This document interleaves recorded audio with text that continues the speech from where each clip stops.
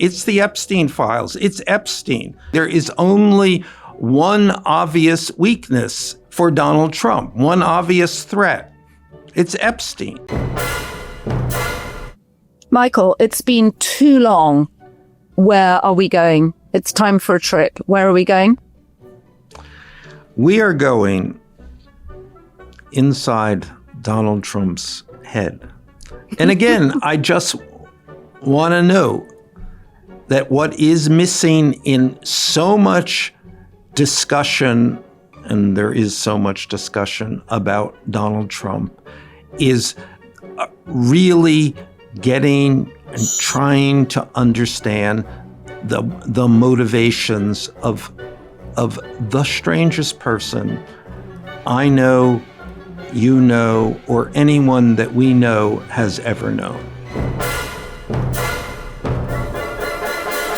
Michael Wolff, your blazer blends into the background so much that it's like you're a strip of blue with a head on top of it. A suit. It's a suit. It's very smart. Very smart. Thank you. A full day. I think actually under Pete Hegseth's new rules, you could automatically join the armed services should you so desire. You know, I mean, it's a big thing in Trump world, how you dress. And specifically, if you're a man, you have to wear a suit. I mean, it's actually sort of killing suits in the wider world because all you put on a suit, you look like somebody who works in the Trump White House. Well, I am very interested in his theory that no one in the military should have a beard unless they work for special services. Does that mean that people in the military who currently have a beard have to immediately shave it off? In which case, if they are working undercover, it will become completely obvious. Well, they will shave it because, you know, I mean, he issues these dress edicts and people follow them. I mean, they follow them because actually they're among the most important things in Trump world, how you look. Because it's all casting for television, right? Yeah, you know, it's not only casting for television, it's casting for a point in time. I mean, this is what, you know, when America was great and how Americans looked during that time. I mean, that's what goes on in Trump's head. He has a specific vision, and the vision often involves things that happened decades and decades ago. So Don Jr. and J.D. Vance both have beards. Is this a shot across J.D. Vance's bow from Pete Hegseth, who clearly wants to take over from Trump at some point? I mean, they're all now gunning for his job, correct? Yeah, I don't, you know, that is this interesting thing. And I always thought that J.D. Vance was trying to actually position himself as Trump's son. So therefore he would look like Trump's sons. And since Trump doesn't like his sons, he might shift his attention and favor to J.D.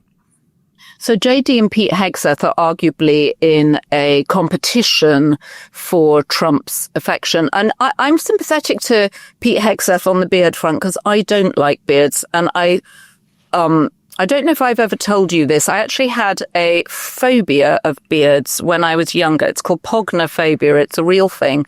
And I don't know where it stemmed from, but I'm also slightly phobic around beards, so I share that with him. And also, Pete Hegseth strikes me as a sort of American doll of a man. He has all those stars and stripes accessories. He has his pocket handkerchief. He has his socks that are stars and stripes. And I don't feel that American doll would do a beard. Like Ken doesn't have a beard in Barbie and Ken. Yeah, well, actually, beards are, there is a clean-cut America, which is Trump's version, and clean-cut America did not have beards. My father, for instance, did not trust men with beards or mustaches. He was particularly mustaches, particularly. Well, they're very porn starry mustaches, aren't they? I mean, Burt Reynolds had a mustache, and there was that whole naked spread in Cosmopolitan, which Hearst always wanted me to replicate with a modern male star, and of course, nobody wanted to do it. No, there's a picture of me on my first book from many decades ago, in which I have a mustache, and oh my God, we have to find that. And picture. In fact, look quite like a porn star of the moment. Okay, that's making me feel very uneasy indeed. Weren't you once married to a man with a beard? Well, he has a beard now. He didn't have a beard when I married him. Fair enough. And I think beards are very sort of COVID, right? Everybody grew a beard. I think I should explain to people why I'm fumbling with words this morning. It's because I'm on a lot of painkillers. You are in the studio. I am actually at home because I've had surgery recently and I'm mainlining painkillers, which may make me speak strangely. And if I do, you have to do a hand gesture in some way. I think you're in better form this morning, actually. Perhaps it's well, maybe they're making me more articulate, in which case. But Pete Hegseth pulled together all the top generals to basically put them in a room and tell them he wanted them to embrace their warrior status.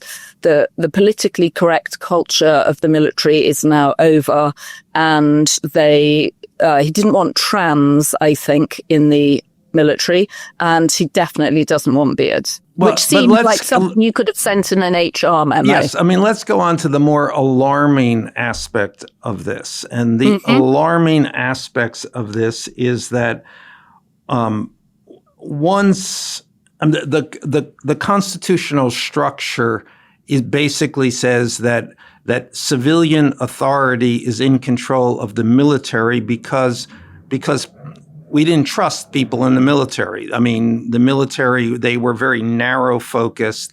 They did not have the worldly and intellectual depth to see the full picture. Now we have a kind of reversal here in which the military and throughout the military the higher ranks there is nearly universal skepticism of the people in charge. That is to say, the executive branch and the White House. So it's a reversal. The military are the reasonable people, and the civilian authorities are the whack jobs. So to what extent is this because both Hegseth and Donald Trump, and this is going to sound like a trite question, but I don't mean it like that, have been exposed to two very impressive displays of military pomp and circumstance. Once, most recently in Shanghai, with Xi in charge, and that remarkable display of the Chinese military with all sorts of weapons. And then, of course, harking back to the past, but the British military, which, the Brits can no longer do very many things, but they can put on a good military parade. Well, I don't know. I mean, I think more immediately you have the Hegseth problem. He is trying to project his authority, which he does not naturally have. And I think throughout the Pentagon, there is a real sense that Pete Hegseth is a joke. And he knows that, and he's trying to do something to overcome that. And I think that there is a lot of pressure on him from Trump to, be a man. And so his version of being a man is to command all the generals to appear in one place. Which actually strikes me as a kind of major security concern. Totally. That's exactly what I thought. Security concern, and also at a time when they're threatening to fire people if there's a government shutdown, an enormous waste of money. I mean, this is literally an HR memo. Any normal company, including Fox, where he used to work as a weekend host, would have sent out a memo saying, "Hey guys, no beards from Monday." Yeah, I mean, I can't even begin to think what would be the operational purpose of this. I mean, this is even the PR purpose seems pretty vague. I mean, it's all about Pete Hegseth. And then it's interesting. So Pete Hegseth called this meeting to project his authority, but then Trump elbowed his way in, thereby diminishing Pete Hegseth's authority. Right. And then he came in and he said, "Oh, I've never heard a room so quiet," i.e. Pete hasn't done anything to sort of rally the troops here, literally rally the troops. And then he went off on his weave about various things, but saying you can laugh if you want, you don't have to laugh. But it sounded like he feels uncomfortable in a room full of generals too, because from his first term in office, he didn't trust the generals around him because they were undermining his more ludicrous thoughts. But also he spent many years avoiding doing national service and, earned the nickname President Bone Spurs. Yeah, well, a whole generation of people, including yours truly, avoided that. But James, did you also have bone spurs? No, but I had flat feet. Well, flat feet, I think, is a real reason not to join the military, isn't it? Whereas bone spurs seemed... It's not a real reason. Oh, it's not a real reason? No. Okay. All right. Well, you and Trump have something in common then. You both wanted to avoid active warfare. Well, we both wanted to avoid, actually, more specifically, Vietnam, you might recall. Wait. So I'm not quite sure where to go with this. This is an unexpected curveball in the middle of Inside Trump's Head. But if we go back to Inside Trump's Head, because you weren't addressing a room full of military because you haven't run for president, though perhaps you should, because you certainly have one qualification. I think he felt uneasy there. Yeah, no. I mean, I think on from Trump's side, getting along with the generals has been fraught, and it's fraught for a couple of curious reasons. I mean, being a general has changed. In other words, Trump would have been much more comfortable with the generals of the 50s and 60s, the bomb them back into the Stone Age generation of generals. But since then, generals have become kind of high-level technocrats. Right, sort of McKinsey consultants. Exactly, and they all have gone to graduate school, extensive training. They function like McKinsey consultants. They do PowerPoint. I have sat in a room on several occasions with Trump when generals come in to or military people come in to make presentations, and it's all PowerPoint, and Trump doesn't last for 90 seconds. Well, and I'm very sympathetic to that because I wouldn't last either. So it turns out in this podcast, you and I are revealing that we have quite a lot in common with Trump. You had flat feet and avoided going to Vietnam, and I don't like PowerPoints. In fact, the minute someone puts a PowerPoint up, I just panic. Well, we hope that you will not have to send us to war then. Well, I'm not planning to. So we've got a government shutdown looming tonight. We're recording this on a Tuesday morning. We've already had Trump do his weave, and it sounded like he was a little thrown off by the fact that there was very little response from the generals. They weren't cheering. They were just sitting very quietly, listening, and I think not trying to give anything away. Let's set the broader scene. They have no idea why they are there. They have been ordered to show up. For what reason? They don't know. So they're sitting there waiting, I suppose, for someone to tell them why they are there, which apparently does not happen. Right. Well, they're there because they're told there's going to be a change in culture. that the reason Pete Hegseth got rid of senior black military officials was because he said that you can't change the culture and keep leaders of the culture there, so he fired them, and that they can't have beards. Bingo. Bingo, indeed. So they should have just sent out a memo. All right. It's possible I'm repeating myself because of the painkillers, and I want to assure people it's not dangerous surgery. It was hip surgery. It's mechanical. It's nothing other than that. But Donald Trump has built a whole career on repeating himself. That's true. So maybe I'm doing a medicated weave. So let us talk about, and I don't want to forget Kai Trump's merch during the Ryder Cup, using the White House as a backdrop. And I certainly don't think we've just spent enough time discussing the Mar-a-Lago umbrellas on Jackie Kennedy's now paved over rose garden. But let's go to the shutdown, because the shutdown totally. will happen at 12 o'clock tonight. And the expectations are that this is going to happen. The Democrats, and let's make no mistake, that it's the Democrats who are going to shut down the government.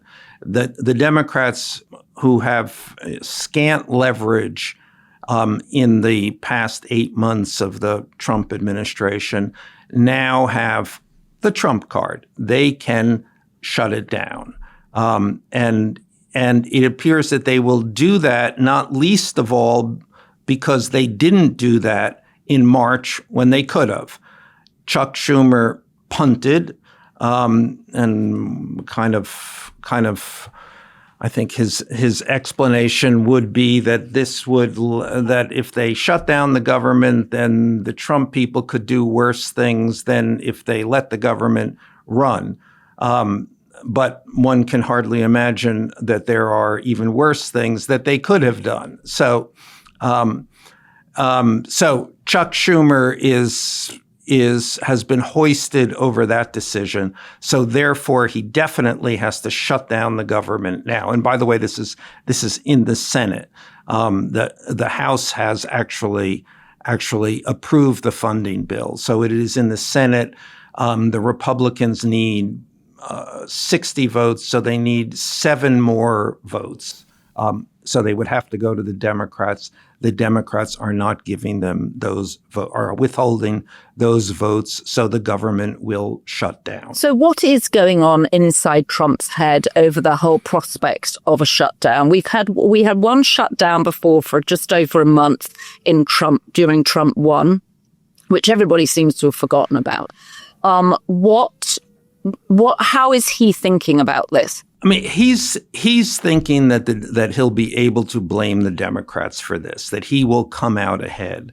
And given that these are the Democrats and that they seem unable, certainly in the past 8 months, to have mounted a cogent case that the country might unify around, or even that Democrats might unify around, he's probably right.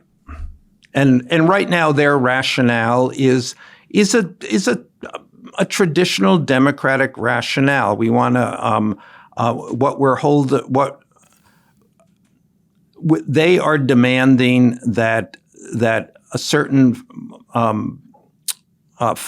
funding for Obamacare and Medicare be reinstated, which is worthy, of course. But it is not electrifying. So what would be electrifying? Are they playing this right? I mean, they're playing it terribly. They're playing it as Democrats. They have the opportunity that they have is for all eyes to be on them. And so they need a message. What's the message? Why are they doing this? What is the clarifying thought? And the clarifying thought is not, I'm afraid, healthcare. No matter how worthy a thought that is, it doesn't cut through the all of the frustration that so many people Democrats and Republicans feel. So, and my, I'm looking at this, and I actually can't for the life of me understand why they would not pick up the most obvious issue and say, we will close down the government until the Trump White House releases the Epstein files. Brilliant. You just need a symbol. What is the mission here? And the mission here is, we know that there is something wrong in this government, or we know that there's something wrong in government in general. Now you have the opportunity to use your leverage to make every effort to get this government to do the one thing that people across the political spectrum believe would shed some truth on what's going on. It's also the sort of move that you could imagine Governor Newsom making, but he's not part of the Senate and he's not part of this shutdown scenario. He can suggest it, but who within the Senate can you even imagine asking that? Maybe Senator Klobuchar. But even that, this is what the leadership of the Senate, this is Chuck Schumer. So this is a problem. This is a Democratic problem, that the Democrats are in their nature bureaucrats, people who actually like and thrive in the bureaucracy. They thrive in exactly the thing that many Americans and certainly much of the coalition that Trump has built are against. And yet they thrive in making government work, and it's that quiet work of government that allows people to get educated, drive safely, fly safely, do all the things that actually people want to do. And there's the rub. There's the rub. So, predictions on what happens this evening? I think that the government they're going to shut down the government. And does that rebound badly on Trump? Let's remember his poll numbers are pretty low at the moment. I mean, the Democrat poll numbers are also low, so no one is coming well out of this scenario. But because he makes everything about him, his poll numbers are low, and this doesn't feel like a good moment for him to have a government shutdown. Plus, he may blame it on the Democrats, but everybody knows the Republicans have got all three branches of government. Yeah, if I were Trump, I would be worried about this, but Trump doesn't worry about much, and Trump looks at this for his own opportunity, conflict. Remember, his opportunities always involve conflict. So right now he will go head to head with the Democrats. And, he's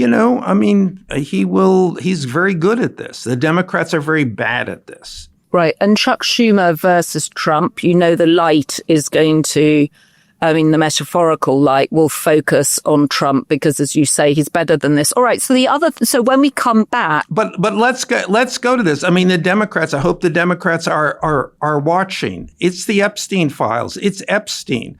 If they would have learned anything, there is only one obvious weakness for Donald Trump, one obvious threat. It's Epstein. So, why wouldn't they use that? Yeah, it's the Epstein files, stupid. That should be the new cry. The adaptation of James Carville's Yes. It's the Economy. Yep. All right. So by the time we get back together, we may well have a government shutdown. Let's also discuss, because since we last saw each other, James Comey has been indicted or charged by, as you predicted, Lindsay Halligan, a new face on the block, or at least not entirely new because she's been in the background. Not new to me. Not new to you, but new to, it turns out, any kind of prosecutorial role. So what is it that so gets under Donald Trump's skin about James Comey? Well, this is really, the story that has run from the beginning, from 2017 through to now. And it's one of those Trump things that he can't let anything go. And the Comey question and the Comey family has really haunted him from the earliest moments of this administration, even before the administration. Remember, Comey showed up in his office in Trump Tower before the inauguration to tell him, cleared the room, and then told him about the report of the P tape. So this was the Steele dossier, yes, which had been put together by the Democrats, arguing that there was the Russians had all sorts of personal information on Donald Trump. Exactly. So that was one of his first interactions with James Comey. Now, one of the other takeaways from that first interaction, which he has continually mentioned over the course now of more than 8 years, is that Comey is very tall. So Comey is 6'8". Trump, who has almost a need, a motivating need to be the tallest guy in the room, had enormous problems dealing with this. And so when he would, on the occasions when he would see Comey, there was always an effort to choreograph this, of having Comey seated before Trump came into the room, of any other way to create a situation so that Trump would not be conscious in that immediate moment of Comey's really impressive height. So interesting. And also that became clear when he was most recently on his state visit to Windsor Castle in the UK, because Prince William is 6'3" and towered above Donald Trump. And I think the British tabloid press, knowing this, deliberately took pictures from an angle where Donald Trump would look smaller. And interestingly, Kate Middleton, Princess Kate, Princess of Wales, also towered above Melania. Melania, I think, says she's 6 foot, but Kate towered above her. So the two of them were quite diminished. I wonder if Donald Trump is losing height, as some of us do in our later years. Yeah, well, I think we're all losing height. I was rather alarmed to discover last week I'd lost an inch in height, so I'm sure Donald Trump has. Well, James Comey does not seem to be losing height. So anyway, but the Comey thing, but it is even more complicated than just the height. Thank goodness. And we can get back to Epstein in this, as all things Trump do come back to Epstein. So Comey is fired in the spring of 2017 because he has pursued the Russia investigation. And again, going back to the irony here that it is James Comey who opened up the Hillary email investigation a week before the election, helping to guarantee that Donald Trump would be elected. So Comey gets Trump elected. Then Trump always believed that he didn't want him to be elected, and so therefore began this the Russia investigation, the Russia hoax in Trump terms. Well, and I think you wrote in The Fire and Fury that it never dawned on James Comey that Donald Trump would be elected. In fact, he felt confident coming out in those last days before the election when Hillary's emails had been found on Huma Abedin's computer, that he felt very confident coming out and saying it because he assumed she was going to win the election, and he didn't want to look like he hadn't mentioned it because he was two-party pre to the Democrats, right? Yes. It never occurred to anyone that Donald Trump would. Well, least of all Donald Trump. Least of all Donald Trump. Least of all Donald Trump. So he's fired in May 2017, which then immediately leads to the appointment of Robert Mueller, which then haunts Trump through the end of his term. But he also believes that Comey, coming out of the FBI, has been involved with leaking Epstein material. This goes to 2019. So at that point, the Southern District of New York, which is the Justice Department office in Manhattan, has commenced an investigation, a separate investigation of Donald Trump. In July, Jeffrey Epstein is arrested. The senior lawyer in this investigation is Maureen Comey, James Comey's daughter. Within Trump circles, there is the belief that Epstein is in fact arrested to squeeze him for information about Donald Trump.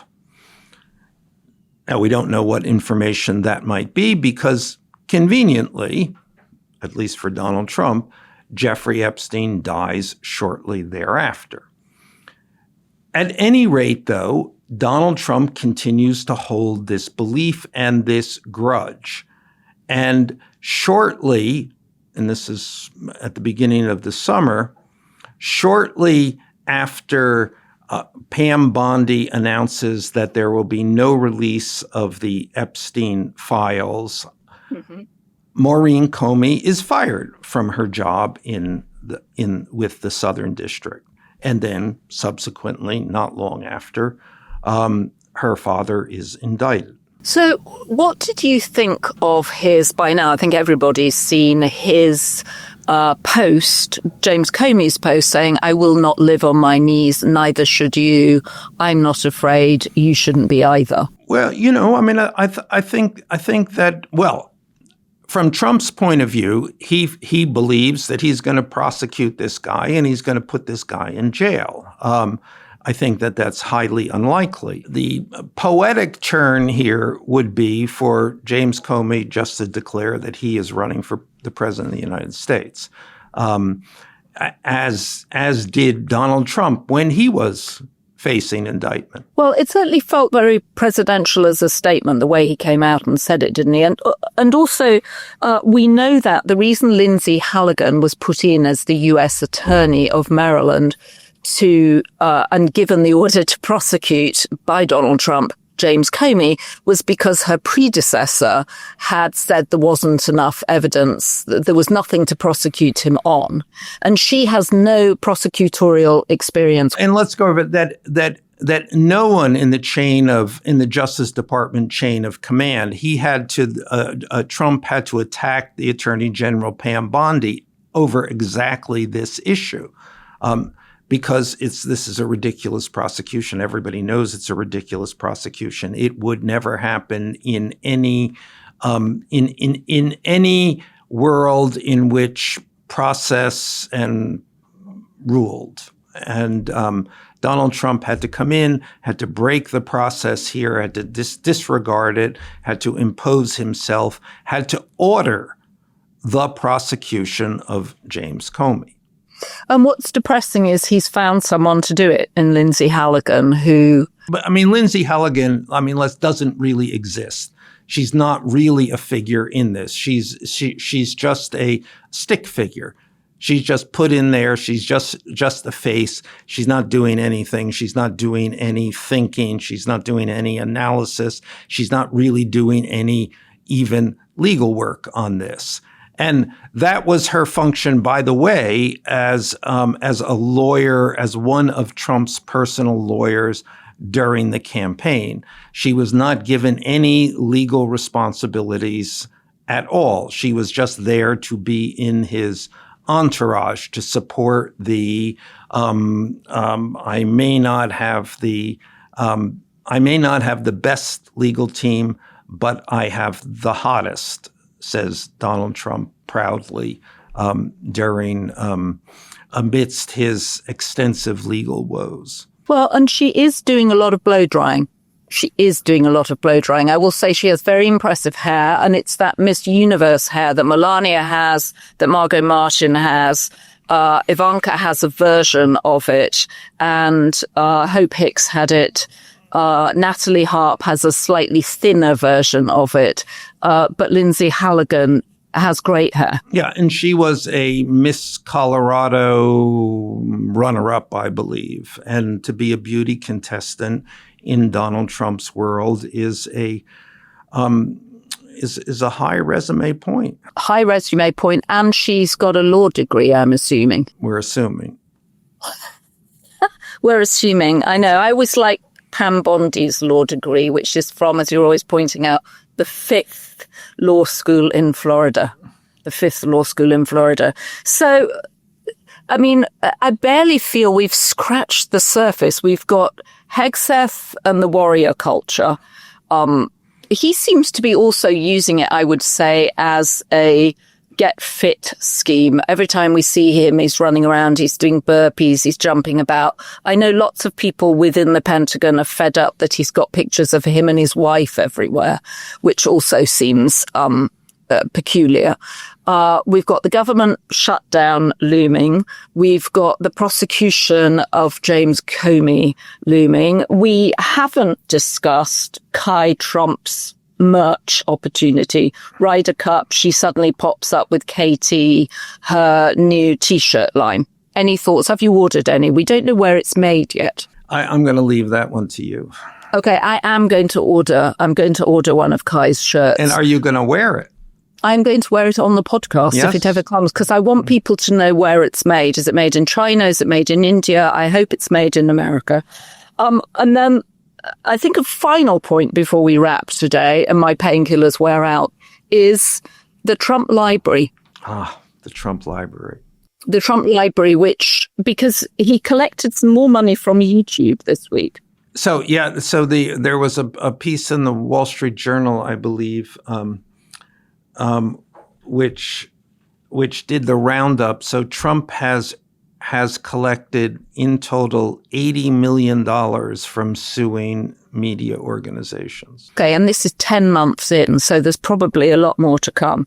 And the most recent was YouTube, which I think paid him around $25 million for having taken him off the platform after January the 6th. And so, and I think, is that the YouTube settlement some of it goes to the library? One of the settlements. Well, I think the ABC one definitely went to the library, and the library seems to be a catch-all for payments coming in. Right, and this are effectively payments to him. He controls all of this money. So the library is just an adjunct to Trump lifestyle and business. And then there was a piece in the New York Times saying that it looked like Governor DeSantis, to complete his ritual humiliation by Donald Trump, is about to give Donald Trump a very valuable building that has been segued out of the University of Miami, I think, or the University of Miami-Dade, to give to Trump free for his library. So I have a library story, a Trump library story. In the spring of 2021, I went down to Mar-a-Lago to have dinner with Trump and with Melania. how this came to pass is a story for another occasion. Well, and we should remember you'd already written 3 critical books about him at this point. Yes, I was then on the verge of writing the third. So you'd written 2. You'd written Fire and Fury and The Siege. Right. But he had been apprised that I was writing the third, and that's where I got my invitation. So at any rate, I went down and had a long before our dinner. We sat in the Mar-a-Lago lobby, which is where he generally conducted much of his business, and with people passing by and country club goers, and he kind of jumps up and he's also, as he talks to you, he's kind of the host. Hope you have a good day, hope you have a good dinner. Or he sees a mother and daughter and says, this happened certainly 2 times as I sat there with him. He said, "So you're sisters, right?" At any rate, so we're talking, and then and he's telling me the election is stolen and all of that, and then I ask him about remember, he's out of office. I ask him about his plans for a presidential library. And he looks at me. He pauses, which he doesn't often do. He looked at me with kind of horror, because clearly the suggestion of a presidential library is that you are out of office and you will stay out of office. Which is in part good news. So the fact that he's talking about a presidential library now, I think, is a fair indication that he's looking forward to being out of office and not having a third term. So silver lining. We will cling to that straw of hope. But so anyway, he's looking at me like I've said some terrible thing about a presidential library, and I get nervous and I fumble, and I said, a presidential library doesn't have to have books. It can be, and this comes to me literally at that moment. I said it can be like a theme park, a Trump theme park, and he clearly brightened at that idea.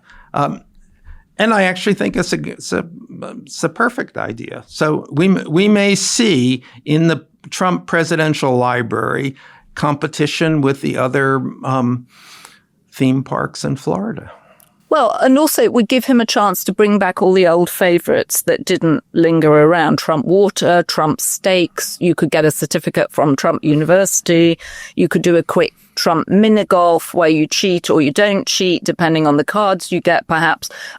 What a good idea. And actually, I will say, having been to the Reagan Library is a bit of a theme park because it's got the Air Force One there, which is amazing. And the whole thing, obviously, is their goal is to tell it from that president's point of view. There's no such thing in the UK. Prime ministers go off and write books, and actually British prime ministers, for the most part, read books, which I'm not sure Donald Trump has ever wanted to do. Or is capable of doing. Yeah. But I think we will look forward to a presidential theme park, which will have no books, and it will be a money-making opportunity for the Trump brand. Of course it will. And of course, interestingly, the Obama library has hit all sorts of snags. That still hasn't. The price tag has swollen. It's still not done. The construction company is, I think, suing part of the foundation. It's all a mess. So building these things is not simple. But as we know, oddly, the one thing Donald Trump is able to do is construction. Yes, and we should do the Rose Garden. Well, we should do the Rose Garden. I'm fascinated that he's literally put in the same umbrellas that he has in Mar-a-Lago on Jackie Kennedy's Rose Lawn, which he's paved over. And it now, the ballroom is going to dominate the White House. It's going to be bigger than the White House itself, which is a very clever way of leaving his physical presence behind. And you begin to think about this because you do think Donald Trump will leave the White House at some point, and the damage that he has done will be undone by a more reasonable minds. But that's probably not true. And the ballroom will be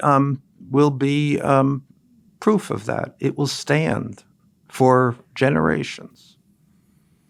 Yeah, unless, of course, like the occasional Trump property, it gets mold or it starts leaking or it doesn't turn out to be as well built as it might look from the outside. Richard Nixon paved the pool. Well, that's probably because he didn't want to parade around in a Speedo, right? Exactly. And there has been no pool since. Interesting that Donald Trump has never had a beard. Do you think he could grow a beard? He's not a man you could imagine with a beard. He's from an age when there weren't beards. Right. Men from 50s and through the first half of the 60s certainly didn't have, that was a no beard generation. I'm going to go on to AI and see what he would look like. And also he's got a lot going on up here. So he's of the age of the comb over, right? Yeah, I mean, he's the ultimate comb over. The ultimate comb over. All right. So, Michael, next time I see you, we may be in the middle, we may be at the beginning of a government shutdown. So I hope that doesn't impact the jitney schedule. We're private. Okay, Michael, I think that's a lot for today. It's a lot for today. It may be the tramadol talking. I've got no sense of whether or not I made any sense whatsoever. But then our president doesn't either, so we have that in common. I will see you on Thursday. All right, Michael, do you want to read us out? Do you want to thank people for joining us and remind them they can subscribe to The Daily Beast or become a member of the Daily Beast community on YouTube? And it's a thank you to Devin, who does something important here, and Anna, who also does something important, and Jesse, who I've actually never met. Well, he's sitting right outside the studio, so you can meet him on the way out.